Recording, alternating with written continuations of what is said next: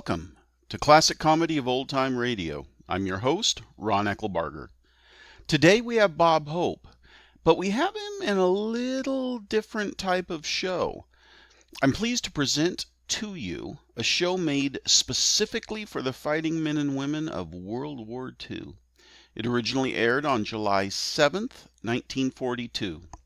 Here now is Bob Hope as the host of the show Command Performance.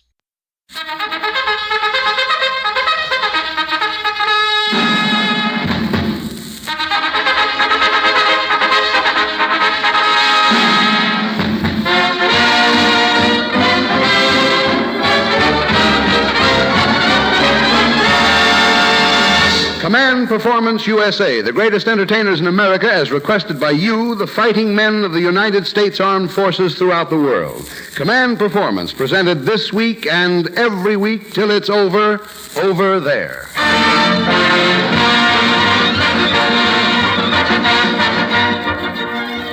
Okay there, men, right this way for Command Performance, Uncle Sam's finest show for Uncle Sam's finest fighting men. Tonight, the old Command Performance marquee is lighted up with one of Hollywood's brightest constellations of big stars, and the first star we see tonight gets his orders from you-know-who at Newfoundland, at Fort Randolph, at Trinidad, from 14 ships at sea, and, well, let's get him out here right now. Your master of ceremonies, Bob Hope.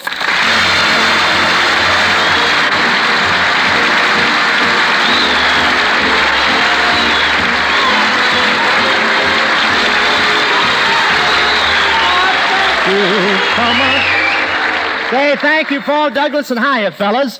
This is Bob Rubber Drive Hope, telling you guys out there that we're all going to keep turning in our rubber suspenders till we've caught the Axis with our panzers down. Well, everybody here is talking about the rubber drive. Back in New York, they were worried about the rubber drive for a while, but not anymore. Kate Smith finally turned in her girdle. You should see the moon come over the mountain now, but I'm not worried.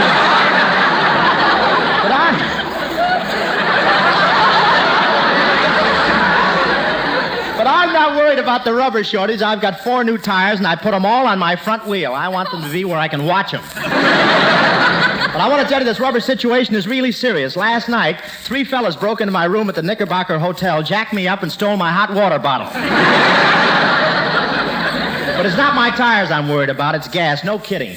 I haven't been able to get any gas for the last 10 days since my siphon broke.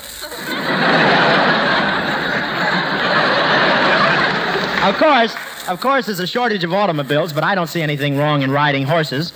My grandmother used to ride a horse till the day Crosby fired her.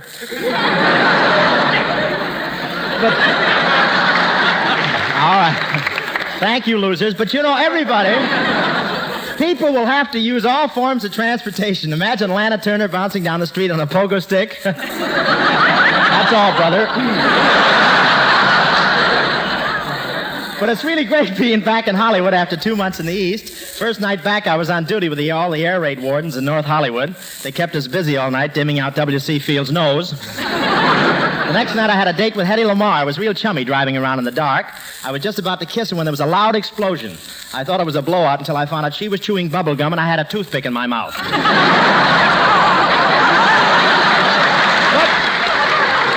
But it's wonderful being back in town and at the studio. I just finished working in a picture with Crosby and Dorothy Lamour. Dorothy's dressing room window faces mine. Every time she goes up to change her costume, I go up to change mine. But she's always a shade ahead of me.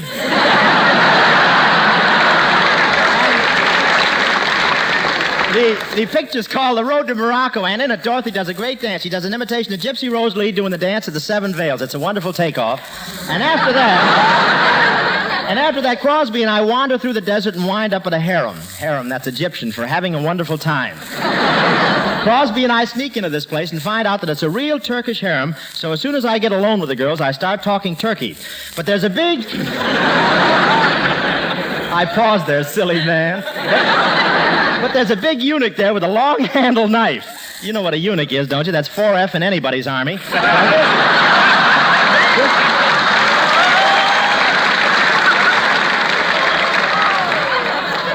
Well, I wish they wouldn't wouldn't play with my scripts. Well, this big eunuch is standing there with a knife, and he starts swinging as soon as any dope starts getting fresh with the girls. You must come up and see my scars sometime. In the last part of the picture, Dorothy Lamour and I do our big love scene. I'm disguised as the Sheik, and I take her in my arms and kiss her. When we get through with the scene, I turn to Dorothy and say, "You just kissed Hope the Sheik. Could Rudolph Valentino kiss any better?" And she says, "Even now, yes." Well, that's enough about us. Now to answer that May 24th letter from 18 Navy men who signed themselves an outfit in the West Indies and who say, "We'll keep 'em sinking if you keep 'em singing," a little number called Just One of Those Things, by a little number who's the singing sensation of MGM, Lena Horne. Take it, Lena.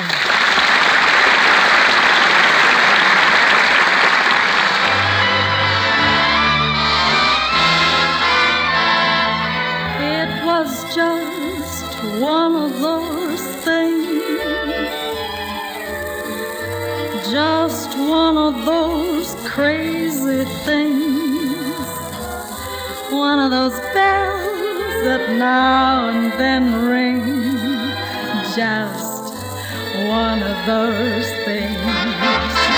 It was just one of those nights, just one of those fabulous flights, a trip to the moon on gossamer wings, just one of those things.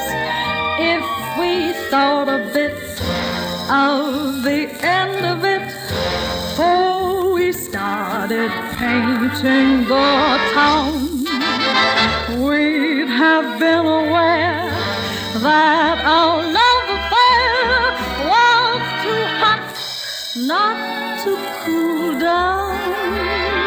So goodbye, dear, and amen. Here's hoping we meet now and then. It was great fun, but it was just one of those things. If we thought a bit of the end of it before we started painting the town, we'd have been aware that our love affair was too hot not to cool down. So goodbye, dear, and amen.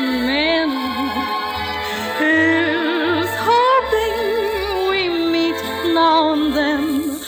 It was great fun, but it was just one of those things.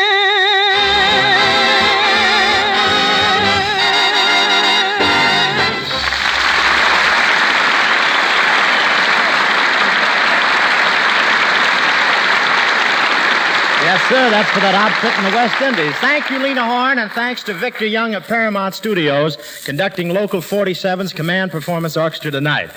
And now for the radio gang at Box ND11, for Private J.G. at Fort Cobby, and for Sergeant C.W.K. somewhere in South America, the Dean of American Vaudeville Teams, Shaw and Lee.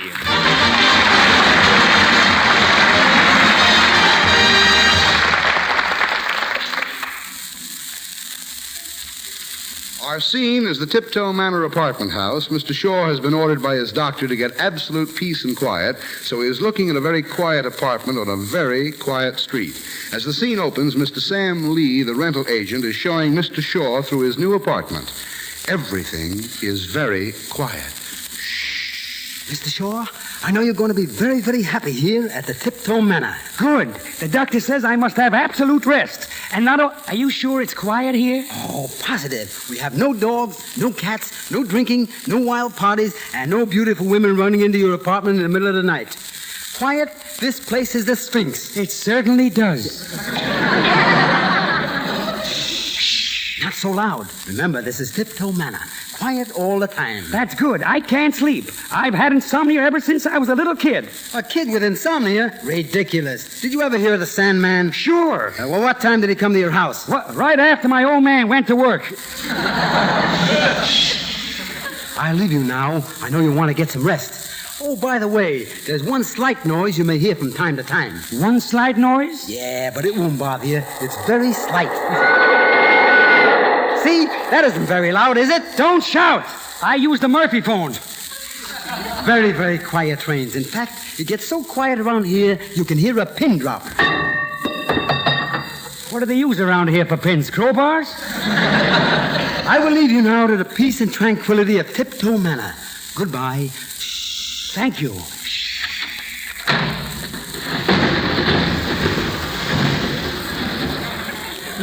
He's wearing sneakers. Ah, well, here I am alone at last. What is this, Dollar Day? Come in.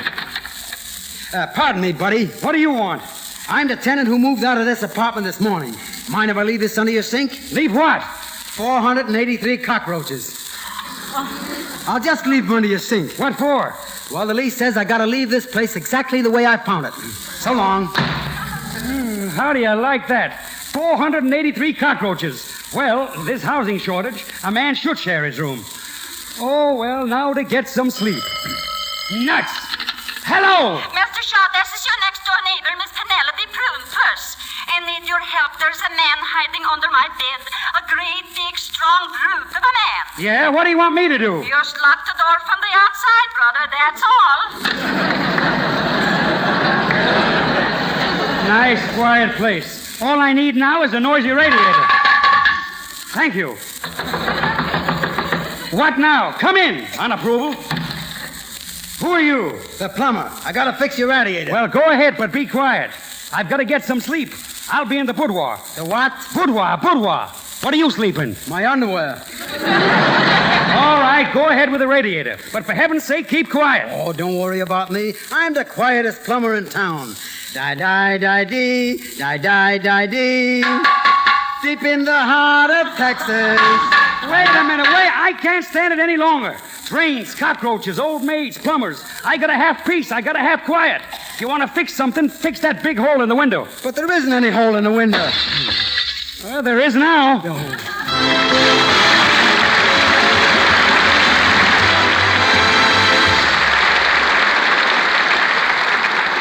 Thank you, Sean Lee. And now all you men in the Jeeps and bombers and mine planters and subs, hang onto your GI hats, for here comes the hottest band north of Trinidad and south of Iceland. Answering scores of your letters with a great arrangement of the Anvil Chorus, it's Les Brown and his orchestra.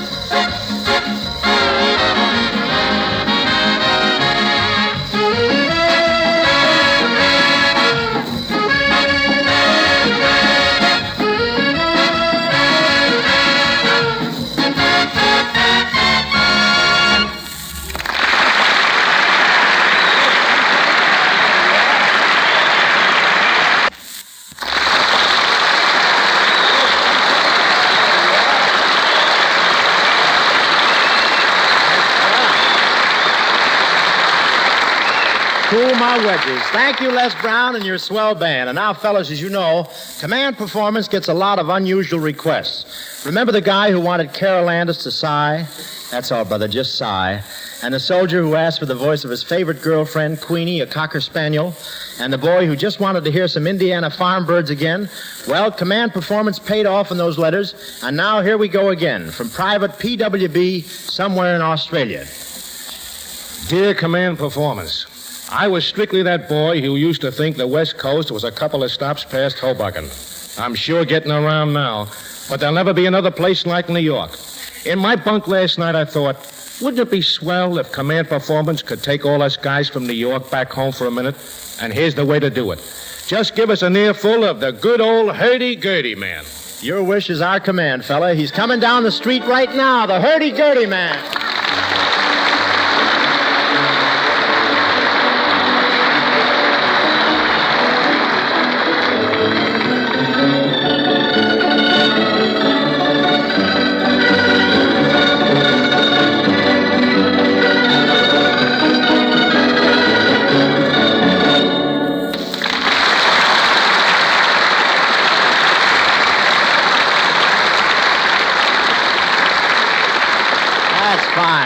Thank you, Sam. And if you're looking for your monkey, he's on a Thursday night show selling cheese. But now,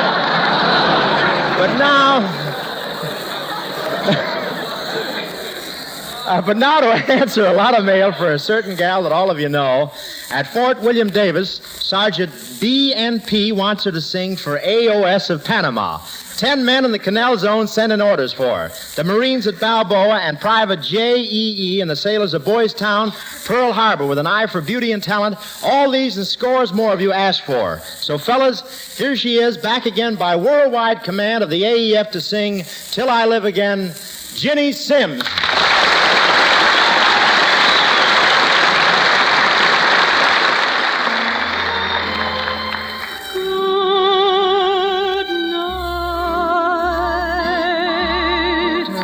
Till I live again tomorrow night when we meet again.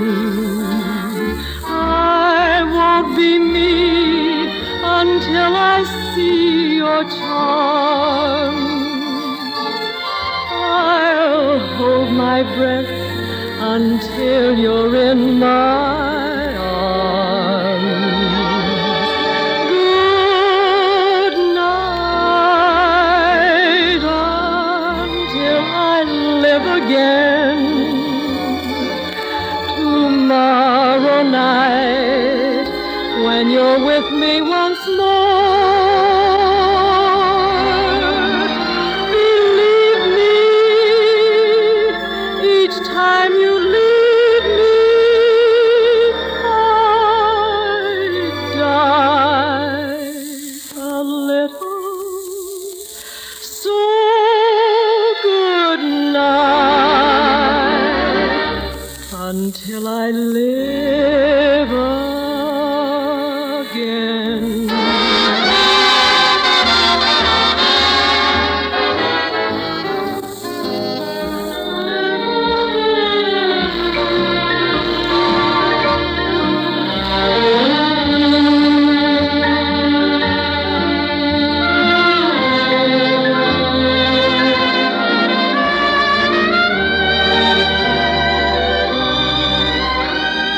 Believe me,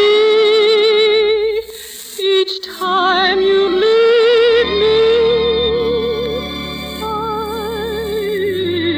die a little. So good night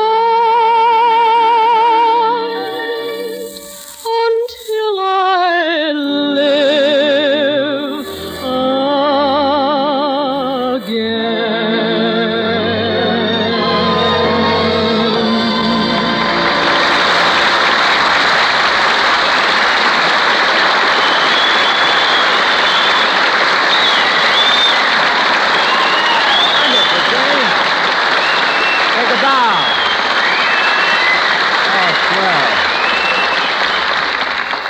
Thank you, Ginny Sims. That was beautiful, and you're mighty beautiful, too. That's the way I feel.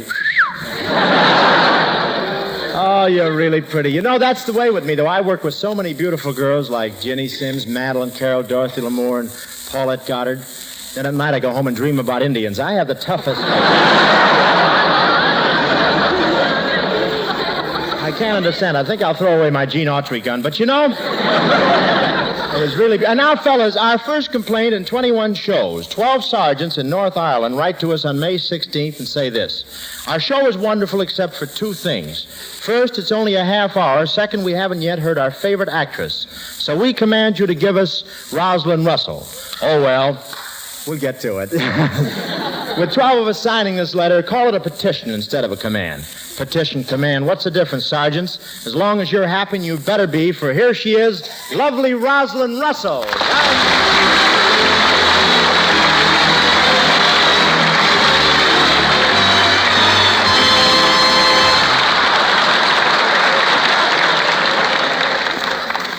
Tonight, Command Performance presents Rosalind Russell and Bob Hope in a little sketch of the great outdoors. This sketch is a sequel to the picture It Happened One Night, and the title is It Didn't. Our scene by a country road. A soulful young poet, played by Bob Hope, sits by the roadside communing with nature. Q says, hum a strain, Hope, please. Suddenly, his reverie is broken by... Hiya, handsome. How'd you like to ride with a lonesome gal? On your way, smart Alec. I'm not interested.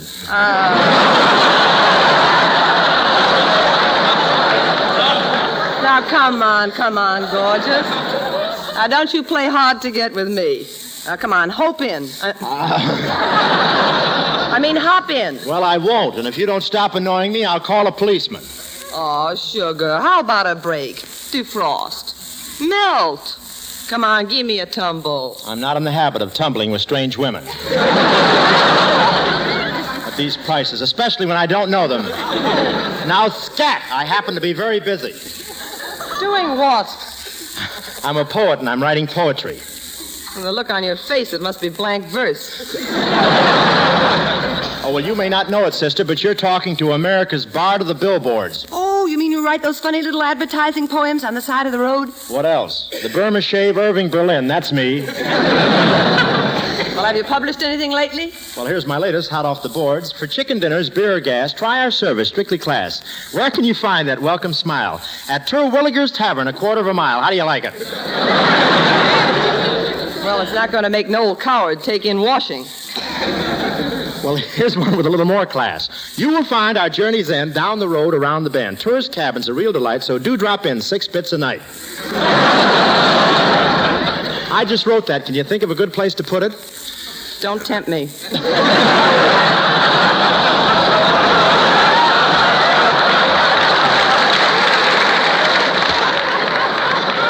Come on, now, we're wasting time. Come on, Shakespeare. Hop in the car and snuggle up closer to me. Come on. Come on, it'll do you the world of good. How? A ride might help you in your work. You might get a few ideas. Not the kind I can put on the billboard. Now, look, baby. Now, let's face it. You and I can make beautiful music together. Now, do you want to get picked up or don't you? Why, I've never been so insulted in my life. How do you open the door? The doors don't work. Well, how did you get in there? I was born here. That's the machine age for you. Even the stork's working on the assembly line. Now, come Crosby on. is the captain. Now, Shakespeare, will you come on? Let's go. Say, gorgeous. Why don't you sit a little closer to me? Well, I'm kind of nervous. Now, look. You feel perfectly safe with me, don't you? Yeah, about as safe as a Scotch highball at an American Legion convention. Oh, you kill me, Shakespeare. Oh, if I were married, I could go for you. Well, why would you have to be married? Because you're the only man I've ever met who wouldn't make a husband jealous. Now, look. Come here. Why don't you move over closer to me? Oh, what's the use? I'll move over close to you, and one thing will lead to another, and first thing you know, we'll be playing gin rummy. Oh, come on now. Now, don't be bashful. Oh, now don't you get fresh with me. I've been around. I've learned a lot about women like you. Who from? Women like you.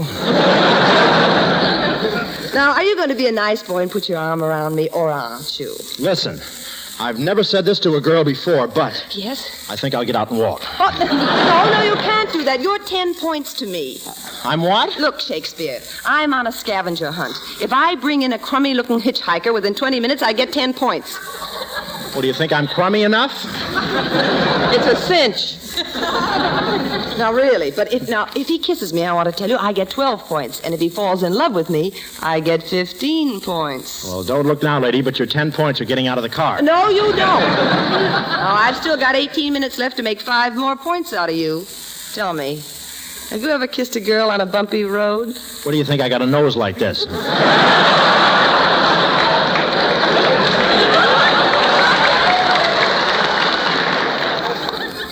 Well, now, come here. Now, are you going to kiss me now, or do I have to run out of gas? Well, I would, but I'm afraid you might run into a telephone pole. Oh, don't be silly. I'll keep on blowing my horn. Now, hurry up and kiss me. You mean like this? Yes, like this.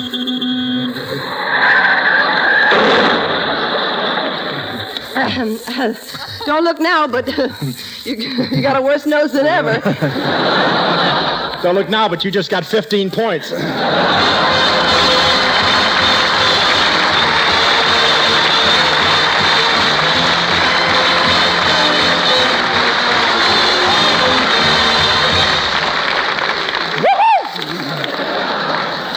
I loved it. Encore!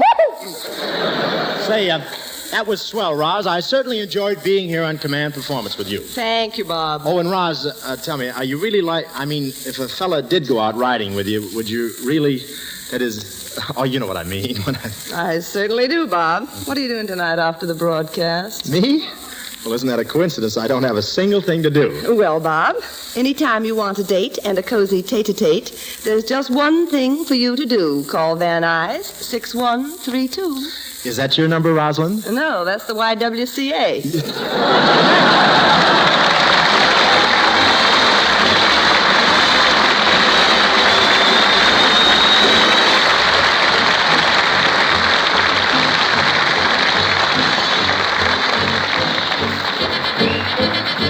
Thank you, Rosalind Russell. Well, gang, as the Nazis say when they see those General Grants bearing down on them, we'd better be moving along. Thanks a lot for those letters. We're mighty proud of them. You know, when we were kids in school, we used to look forward to winning our letter and wearing it on our sweater. But those letters you send in, we wear next to our hearts. This is Bob Hope saying so long from the USA. And by the way, fellas, Hitler is always talking about his spring offensive, but brother, that guy's offensive all year round. And remember...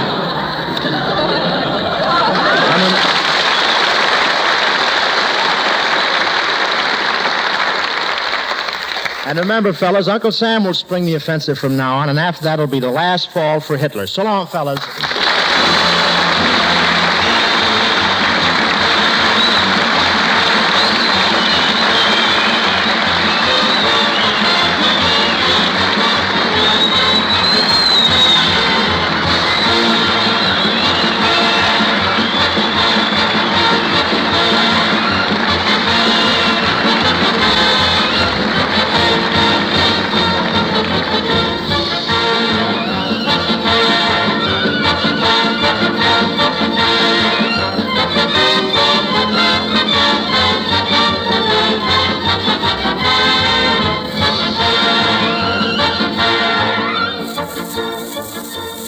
Command Performance USA, and good night from the stars you've just heard. Bob Hope, Rosalind Russell, Ginny Sims, Lena Horne, Shaw and Lee, our musical conductor from Paramount Studios, Victor Young, and Les Brown and his orchestra. Now keep sending those letters, fellas. Send them to Command Performance in care of the station to which you're listening. You write them, buddy, and we'll shortwave you the answers each week and every week till it's over there. This is Paul Douglas saying the best of the best from the USA to you.